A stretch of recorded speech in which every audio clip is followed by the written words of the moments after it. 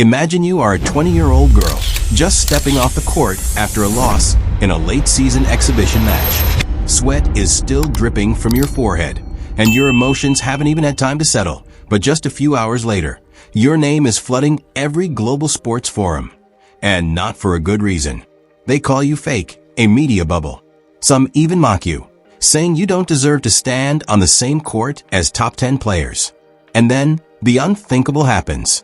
Steffi Graf, a living icon of women's tennis, a Golden Slam winner, and someone who has almost never uttered a controversial word in 3 decades, steps up to the press podium and gets genuinely angry. In front of dozens of lenses and a pin-drop silent room, she says exactly 12 words. If you break her spirit now, you kill the future of our sport. 12 words that sent shockwaves through the tennis world. 12 words that turned a seemingly meaningless press conference into a cultural epicenter. 12 words that made a small country like the Philippines suddenly shine brightly on the global tennis map. And the person Steffi Graf stood up to defend was none other than Alex Eala. She is not a media princess.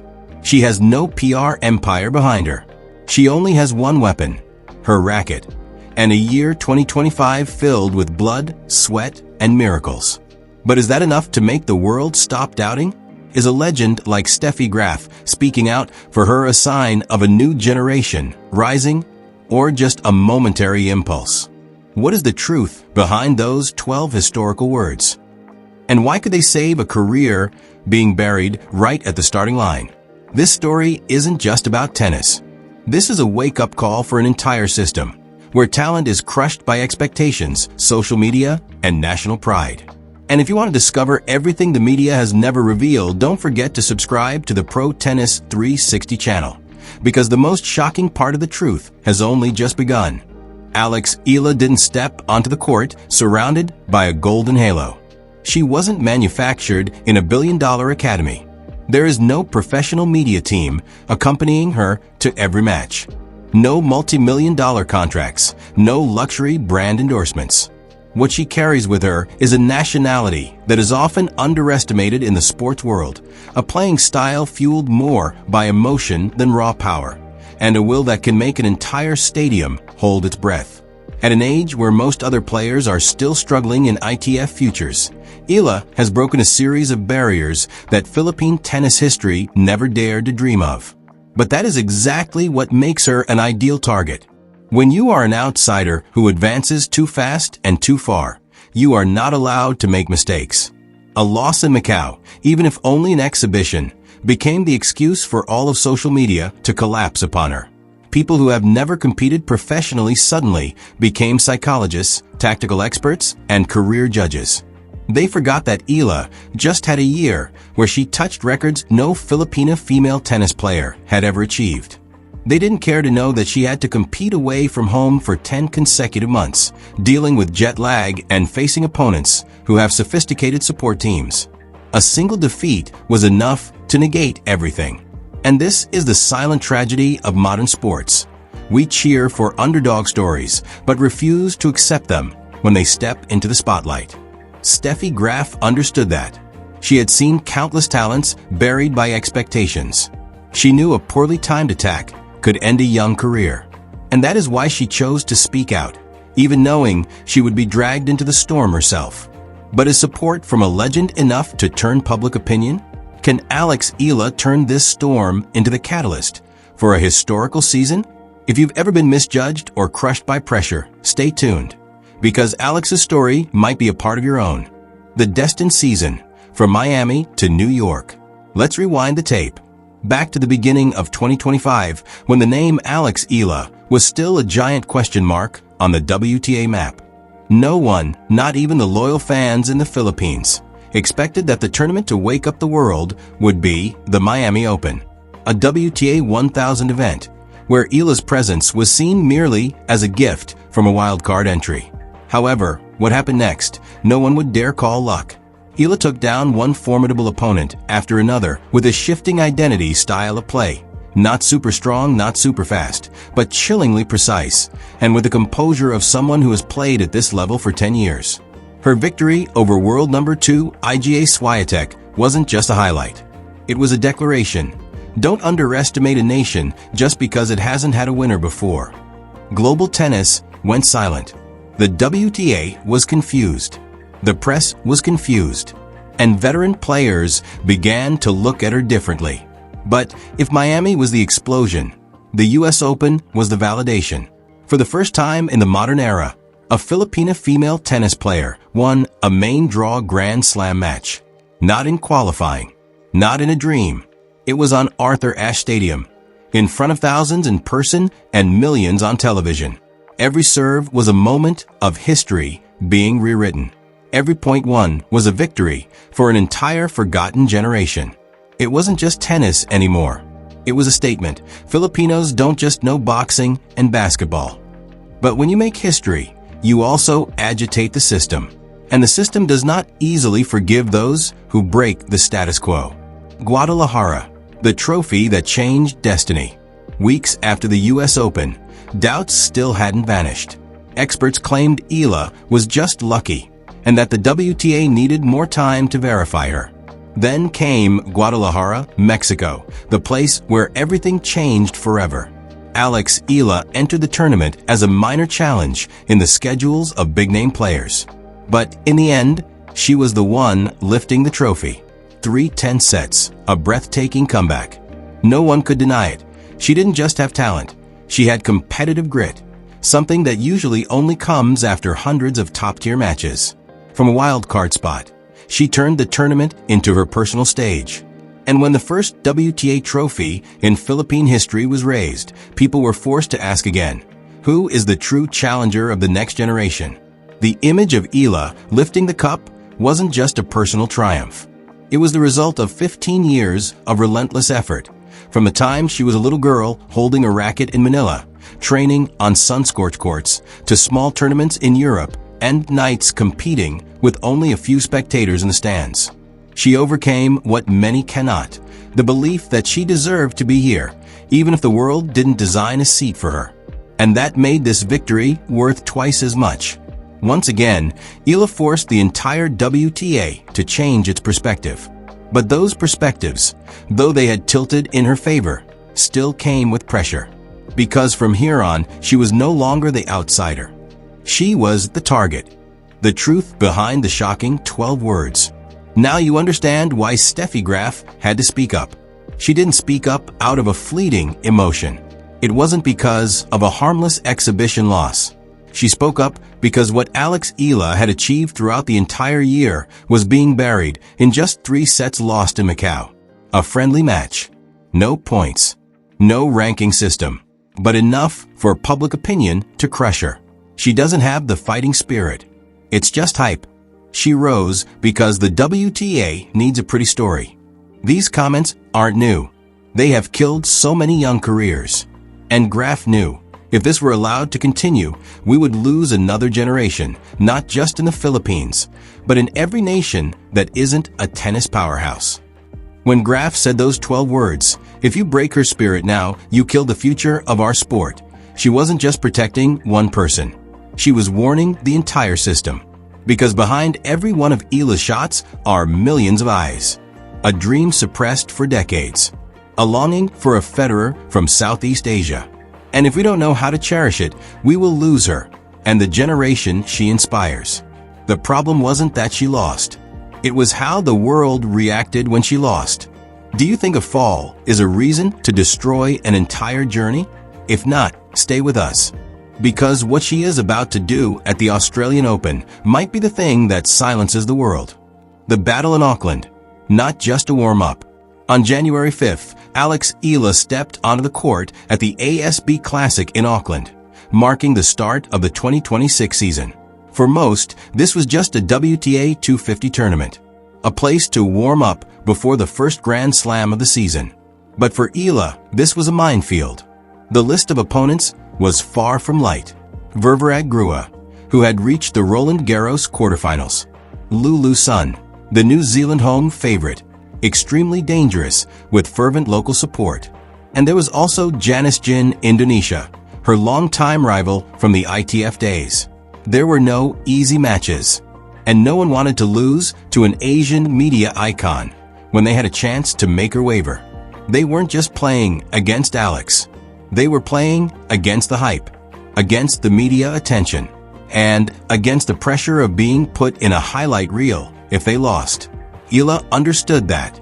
She understood that with just one slip-up, everything Steffi Graf said would be thrown back in her face as a mockery. But instead of avoiding it, Eala chose to face it. Every serve was hit with extra grit and determination. Every return was a declaration. I didn't come here to be forgiven. I came here to reclaim the right to be feared. The result? Eala advanced deeper than anyone predicted. It wasn't easy, it wasn't dominant, but it was resilient. Every win made the questions more urgent. Could she repeat the miracles of Miami or the US Open? Or were these victories just leading up to a heavier failure when facing a real Grand Slam? Tennis does not forgive repetition, and the Australian Open does not forgive a weak mental state. Melbourne, where truth and fiction are separated. Immediately after Auckland, Eala flew to Melbourne to participate in the Quang Classic, a pre-Australian Open exhibition tournament that served as a high-stakes examination. Temperatures can soar to 40 degrees Celsius. Humidity feels like it wants to break your wrists, and the opponents were all people who had smelled the scent of a Grand Slam. There were no prestigious trophies here, no points, no mainstream media cycle. But this is where the experts truly look. Daniela Hennikova, former top 5, who plays like a machine. Donovic, a typical Eastern European power player. Priscilla Honorable, the trickiest playing style on the current women's tour. And this time, no one viewed Eala as the underdog. The challenge at the Quang Classic wasn't to win, it was to not be exposed. Not to reveal weaknesses. Not to let the mentality collapse under the sun. However, the twist came in the second match. A terrible set, consecutive double faults, disjointed movement, and eyes constantly darting toward her coach. Rumors began to leak. Is she unable to handle the heat again? Articles appeared on tennis sites. Was Auckland a fluke? The tennis world, which had just briefly calmed down, began picking up the hammer again. But the scary thing wasn't the slip-up. It was how Alex Eala responded in the next match. She stepped onto the court as if nothing had happened. Not a single wavering expression. No anxious glances. And she destroyed her opponent in 62 minutes. The way she upgraded herself between two matches is something only top-tier players can do. Steffi Graf once said, "A great player is measured not by success, but by the reaction after failure." The Quang Classic might have just been a technical stop, but it proved that Alex Eala has the ability to turn pain into power, the most vital survival skill at the Grand Slam level. Australian Open 2026, the trial of the new generation. When Alex Eala set foot in Melbourne Park, the atmosphere was completely different. She was no longer a guest. She was the defendant, being judged by the media, the fans, and history. The Australian Open is not like other tournaments. Here, you don't just play against an opponent, you play against the heat, the noise, and yourself. She was no longer protected. No more wild cards. No more gentle expectations. There was only the spotlight shining directly on her very first serve. Opponents were well prepared. Video analysis, scouting reports, break her mental early tactics. Because everyone knew, if you want to defeat Eala, attacking her psyche is the shortest path. However, what they didn't expect was, Eala didn't just survive, she fought like someone reborn. In every round, she pushed back the criticism. Every ace was a slap in the face to the skeptical news reports. An ESPN commentator exclaimed, "She is playing as if Steffi Graf is watching every single shot." And then in the third round, a match the entire tennis world had been waiting for. She met Mara Andrea again, the player who had defeated her in Macau and sparked all the controversy. This was no longer a tennis match. This was a trial, and the audience was the jury. Would she crumble, making the criticisms a reality? Or would she turn the very opponent who once made her fall into a launchpad to move forward? The match of faith, Eala versus Andrea. When Alex Eala stepped onto the court for the third round of the Australian Open, the lights didn't just shine on her, they shone on her past. Mara Andrea, The Russian player who beat her in Macau now stood across the net. The same cold eyes, the same lethal shots. But this time, the mindset was different. Eala was no longer someone who needed to prove something. She was the one carrying a vital message for a whole generation. The first set was hell. Andrea played like she was programmed. Her down-the-line forehand was sharp as a scalpel. Eala trailed 1-5. The crowd began to sigh. The feeling of it's happening again was palpable. But exactly when everyone thought she would shatter, Eala smiled. A very slight, very quick smile, but enough for the camera to catch. And after that, no one understood what had just happened. She held serve. Then she broke. Then she held again. The entire Melbourne crowd suddenly seemed hypnotized. Mara Andrea began to make mistakes, simply because Alex refused to surrender. The set ended 7-5 for Eala. In the second set, she didn't stop. A string of consecutive game wins blew away the old fears. And then match point arrived. An inside-out forehand right into the dead corner. No one could move in time. No one could react. Only the sound of the stadium exploding remained. Alex Eala had defeated the very person who had caused the world to turn its back on her. It wasn't just a win. This was the response of faith. Faith in herself, faith in the journey, and faith in what Steffi Graf once said. And if you can feel that, don't forget to subscribe to the Pro Tennis 360 channel. We will go to the very end of the stories that highlights cannot tell. When a player becomes an icon. That one didn't just put Eala into the second week of a Grand Slam, something unprecedented for any Filipina tennis player. It turned her into a living icon. Google Trends recorded that Alex Eala was the most searched athlete in Southeast Asia in the 48 hours following the match. In Manila, highlights of the match were replayed on giant LED screens in the middle of major streets. But the most significant thing wasn't in the statistics. It was the cultural impact. On Twitter, one fan wrote, "For the first time in my life, I see my country's image on the sports map not because of boxing or basketball, but tennis." In Vietnam, Thailand, and Malaysia, scores of young players posted reaction videos of the match. In New York, the Filipino community organized match screenings like they were watching the World Cup. At this moment, Alex Eala was no longer an individual. She was a chain reaction. She was the validation. You don't need to be born in Europe to dream of the WTA. And perhaps that is what Steffi Graf saw from the beginning. She didn't defend Eala because of the Macau loss. She defended the story Eala is writing. With every shot, every time she stands up after a stumble, every victory no one dared believe was possible. And the miracle is, Eala never asked for pity.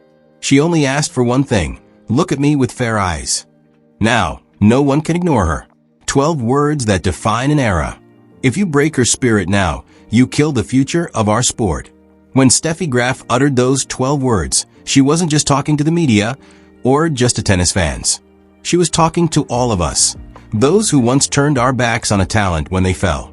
That sentence became the mantra of the season. Sports TV channels integrated it into their intros. Young athletes printed it on their shirts. But most importantly, it became a reminder for Eala herself and those following her that true value cannot be buried by a single loss. The year 2026 is still long. Alex Eala's journey is still full of challenges. But one thing is clear: she is no longer just an athlete. She is a symbol of resilience. She is living proof that when a legend places their faith in you, the whole world is forced to listen. And if you also believe that sports need stories like this, leave a comment below. What do you think about Steffi Graf's 12 words? And don't forget to subscribe to Pro Tennis 360 so you don't miss the next chapter of the legend being written.